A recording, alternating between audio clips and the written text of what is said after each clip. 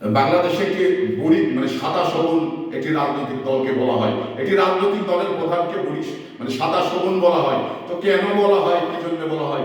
এই সাদা সবুজরা কালকে শহীদ বেদিতে মানে শহীদদের শ্রদ্ধা জানাতে, শহীদদের মানে মাগফিরাত কামনার জন্য তারা কিন্তু গিয়েছে। তো এই জন্য আমি তাদের আন্তরিকভাবে ধন্যবাদ জানাই, মোবারকবাদ জানাই, কারণ তাদের শুভবুদ্ধির উদয় হয়েছে। এই বাংলাদেশে তারা কিন্তু স্বাধীনতাকে মানত না, এই বাংলাদেশের মানে মাতৃভাষা দিবসকে 21শে ফেব্রুয়ারিকে মানত না।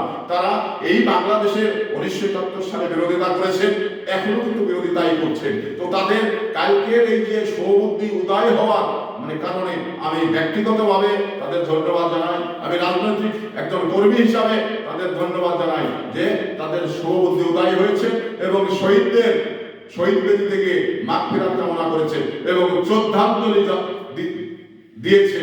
এটা আন্তরিকভাবে এই বুড়ি শোভনদের ধন্যবাদ জানাই।